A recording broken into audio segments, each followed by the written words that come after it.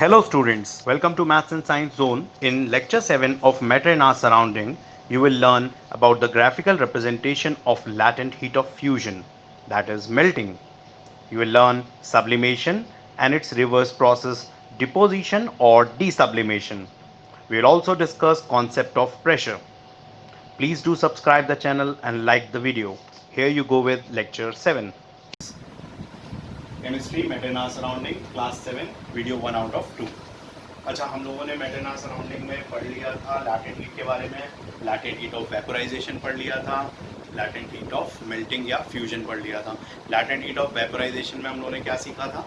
ये वो हीट होती है जो आपका टेम्परेचर 100 डिग्री सेल्सियस जब पहुंच जाता है, वाटर का केस का एग्जांपल लेके, जब 100 डिग्री सेल्सियस पे वाटर पहुंच जाता है तो उसके बाद जो भी हीट वो गेन करता है वो सारी की सारी heat latent heat of vaporisation होती है, और उस हीट को गेन करने के बाद ही सारा वाटर वेपर्स में बदलता है। ठीक है, तो latent heat of vaporisation is responsible for the change of state of liquid to gases. In the case of water, water at 100 degree Celsius and steam at 100 degree Celsius only has a difference of latent heat of vaporization. अच्छा, latent heat of melting या fusion क्या थी? Ice at 0 degree Celsius and water at 0 degree Celsius. तो heat तो absorb करेगी ना ice। तो latent heat of melting या latent heat of fusion क्या है? वो heat energy जो ice absorb करती है अपनी surroundings से अपने आप को solid state से liquid state में लाने के लिए, यानी melt होने के लिए। ठीक है, तो latent heat of fusion is that heat which is absorbed by the ice to change its state from solid to liquid, okay, without change in the temperature. तो 0 डिग्री सेल्सियस पे आइस भी है और 0 डिग्री सेल्सियस पे water भी।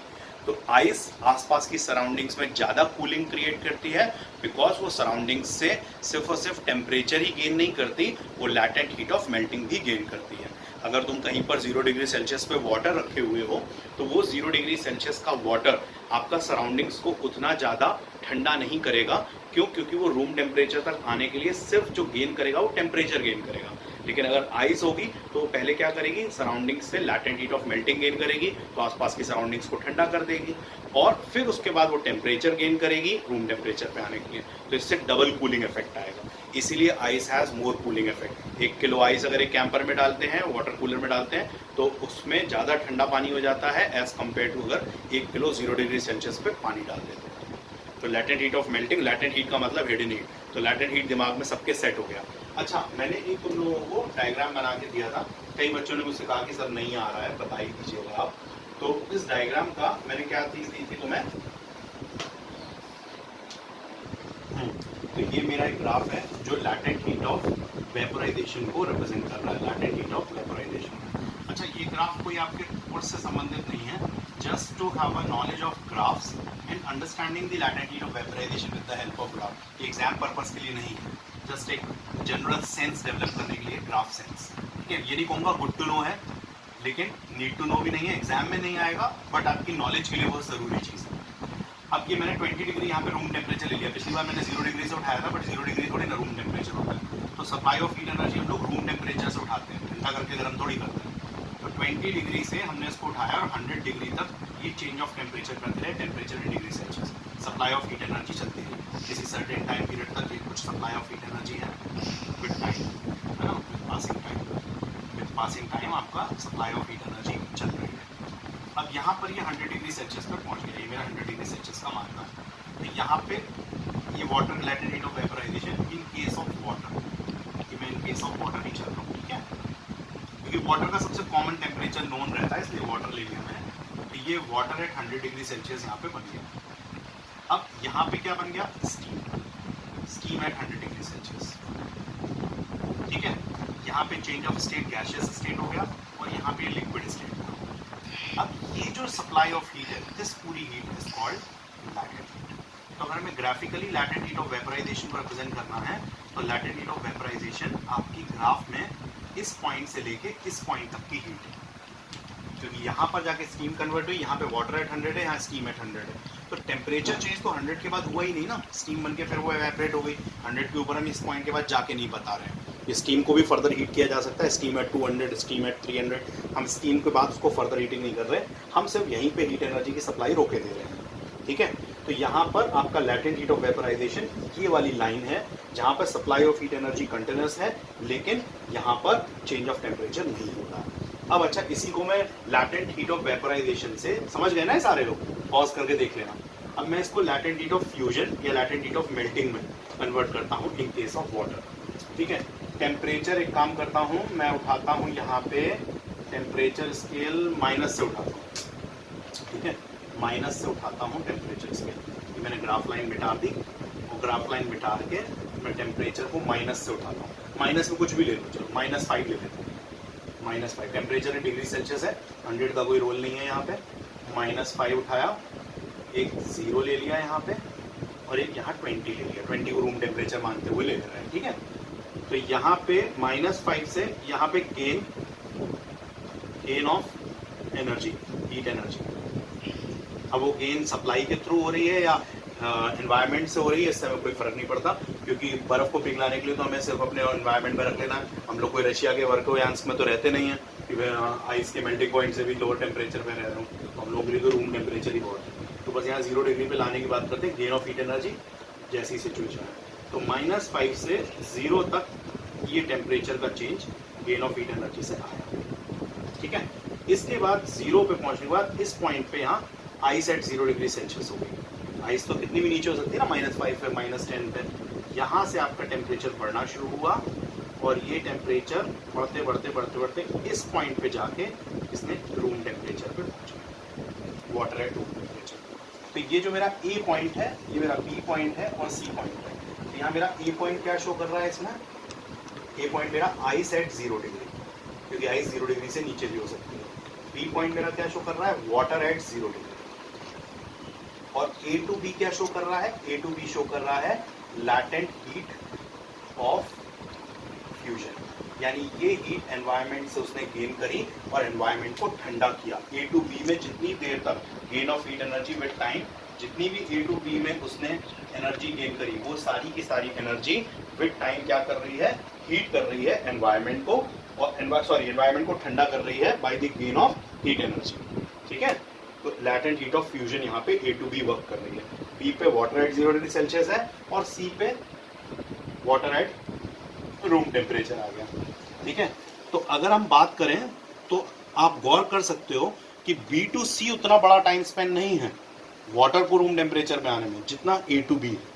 यानी ए to B एक अच्छी खासी हीट एनर्जी, काफी सारी हीट एनर्जी एब्जॉर्ब हुई और एनवायरनमेंट में ठंडक क्रिएट हुई। तो ए पर क्या था, आइस एट 0, और बी पे क्या हुआ, वाटर एट 0। इतनी सारी हीट एनर्जी इतने उस ए टू बी के कन्वर्जन में चली। तो हमने ग्राफिकल रिप्रेजेंटेशन से latent heat of fusion in case of water को ऐसे रिप्रेजेंट किया। ठीक है students, chemistry matter in our surrounding video 2 of the class 7। अच्छा बच्चों, हम लोगों ने सब्लिमेशन के बारे में बात किया था। Sublimation conversion of any solid directly into gas, और गैस का किसी भी चीज़ को फ्रीज करके वापस सॉलिडिफाई हो जाना भी सब्लिमेशन होता है। दोनों प्रोसेस को सब्लिमेशन कहते हैं। इसके बाद हम लोगों ने एमोनियम क्लोराइड की एक एक्टिविटी नहीं करी थी, है ना। एमोनियम क्लोराइड की एक्टिविटी के बारे में डिस्कस कर लेते हैं। एमोनियम क्लोराइड को आप लेते हो, एमोनियम क्लोराइड एक सब्लिमेबल मटेरियल है, जैसे कैम्फर, कपूर, वो एक सब्लिमेबल मटेरियल है।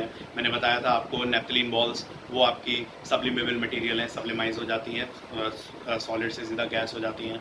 और मैंने आपको ड्राई आइस का फॉर्मेशन बताया था, कार्बन डाइऑक्साइड सॉलिड फॉर्म में ड्राई आइस कहलाती है, और -78 डिग्री सेल्सियस, 78-79 डिग्री सेल्सियस पे जाके जो कार्बन डाइऑक्साइड है वो सॉलिडिफाई होती है और सॉलिड फॉर्म में आपकी ड्राई आइस के फॉर्म में इकट्ठी होती है। और जब उससे टेम्परेचर ज़्यादा होने लगता है तो उस केस में वो वापस सीधा गैसियस स्टेट यानी कार्बन डाइऑक्साइड के फॉर्म में कन्वर्ट हो जाती है। इतना बात हम लोगों ने सब्लिमेशन के विषय में भी किया था। बस अमोनियम क्लोराइड एक एग्जाम्पल नहीं लिया था, उसको याद रखना। अच्छा, इसके बाद जो भी चेंज ऑफ स्टेट होती हैं उसमें सिर्फ और सिर्फ आपका, अभी तक हम लोगों ने टेम्परेचर का डिस्कशन किया, टेम्परेचर में लैटेंट हीट भी इन्वॉल्व हो गई, टेम्परेचर का गेन, टेम्परेचर का लॉस। लेकिन अभी तक हम लोगों ने जिस चीज़ को डिस्कस नहीं किया वो चीज़ क्या है, प्रेशर। इसको डिस्कस नहीं किया हम लोगों ने, प्रेशर को डिस्कस नहीं किया। Pressure is also one of the key point जिसकी वजह से चेंज ऑफ स्टेट क्रिएट होता है ना। प्रेशर की छोटी मोटी बात हम लोगों ने की है, जैसे लिक्विफाइड पेट्रोलियम गैस को लिक्विफाई करने के लिए हाई प्रेशर पे स्टोर किया जाता है। Compress natural gas, compression of the natural gas कैसे किया जाता है, प्रेशर से किया जाता है। तो आप प्रेशर से करते क्या हो, हाई प्रेशर क्या करेगा, हाई प्रेशर पार्टिकल्स को और क्लोज लेके आएगा, है ना। Will bring particles close. जो हाई प्रेशर है वो पार्टिकल्स को क्लोज लेके आएगा, और पार्टिकल्स क्लोज आएंगे तो क्या होगा, तो हाई प्रेशर की वजह से गैस चेंजेस टू लिक्विड, और क्लोज लेके आओगे तो लिक्विड चेंजेस टू सॉलिड। तो हाई प्रेशर, और इसका रिवर्स होगा अगर आप प्रेशर लो करोगे तो। अच्छा, प्रेशर के जो मापदंड है, मतलब जो उसका क्राइटेरिया है, वो हम लोगों को एटीएम प्रेशर, 1 ATM यानी 1 एटमॉस्फेरिक प्रेशर, ये unit of measuring pressure exerted by gas generally रहता है। और वैसे अगर हम लोग SI यूनिट की बात करें तो SI यूनिट प्रेशर का पास्कल होता है। SI यूनिट तो प्रेशर का पास्कल है, SI यूनिट इज पास्कल। ये से रिप्रेजेंट होता है पास्कल, और ये SI यूनिट होता है हम लोग का प्रेशर का। अच्छा, प्रेशर जो भी चीज़ है उसको एटमॉस्फेयर में क्यों करते हैं? जब प्रेशर हमारा पास्कल में है तो हम लोगों को एटमॉस्फेयर की क्या ज़रूरत है? एटमॉस्फेयर एक यूनिट हम लोगों ने क्यों लिया? तो बच्चों, एटमॉस्फेयर जो यूनिट है उसको लेने का पर्पज़ है कि जो एनवायरमेंटल प्रेशर है वो हम लोगों का 1 ATM होता है। आप लोग कभी अपना ब्लड प्रेशर का शब्द सुना है?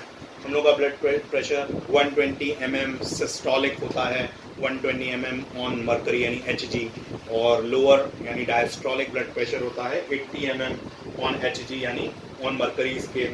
तो ये जो आपका 120 mm 80 mm ये सब किसकी वजह से प्रेशर हमारा ब्लड का निकलता है?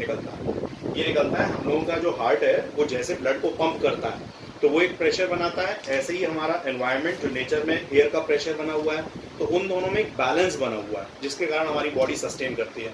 इसीलिए अगर हम जीरो प्रेशर कंडीशंस में अगर पहुंच जाते हैं तो जीरो प्रेशर कंडीशंस में हम लोगों का शरीर फटने के चांसेस रहते हैं, है ना, हमारा शरीर फट जाएगा अगर हम ऐसी जगह पहुंच जाएं जहाँ जीरो प्रेशर हो। इसीलिए मून पे कहीं पर भी जाने के लिए प्रेशर चेंजेस के कारण हम लोगों को स्पेस सूट पहनने पड़ते हैं, राइट। अच्छा, वैसे एक प्रेशर का जनरल फॉर्मूला क्या होता है? Force upon area.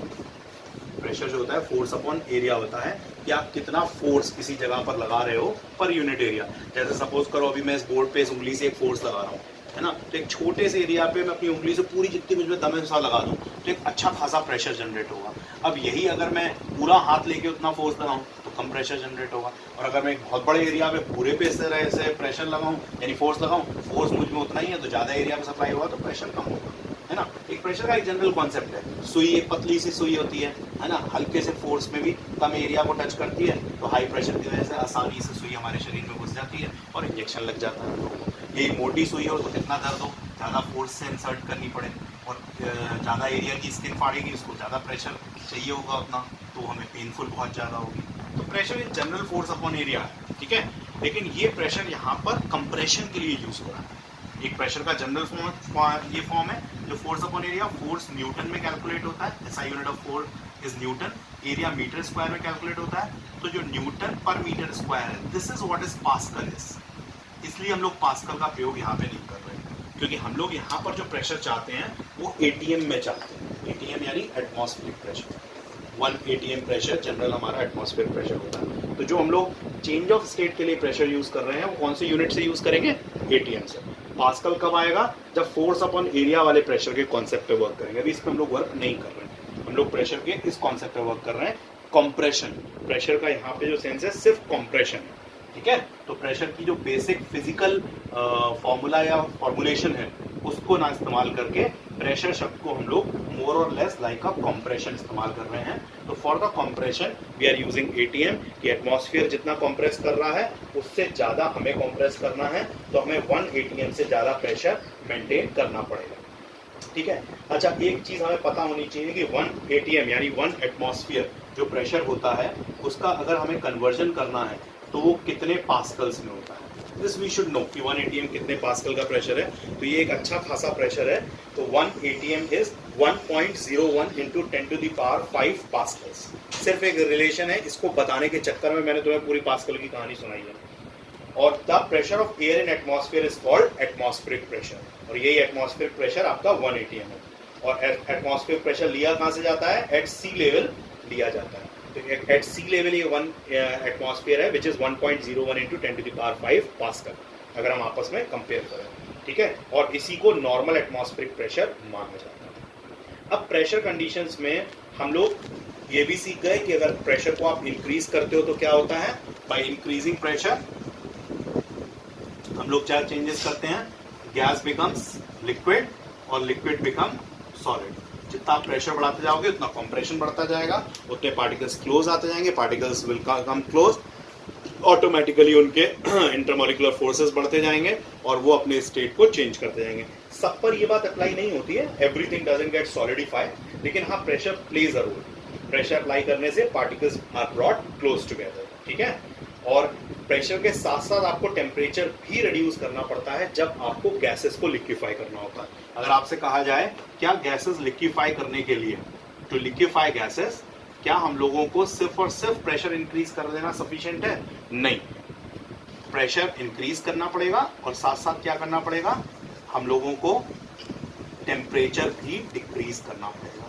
जब टेम्परेचर डिक्रीज करोगे, ठंडक के कारण उनकी काइनेटिक एनर्जी कम होगी, तो कम होती हुई काइनेटिक एनर्जी के कारण तब गैसेस लिक्विफाई होंगी और सॉलिड बनना तो बड़ा ही मुश्किल काम है।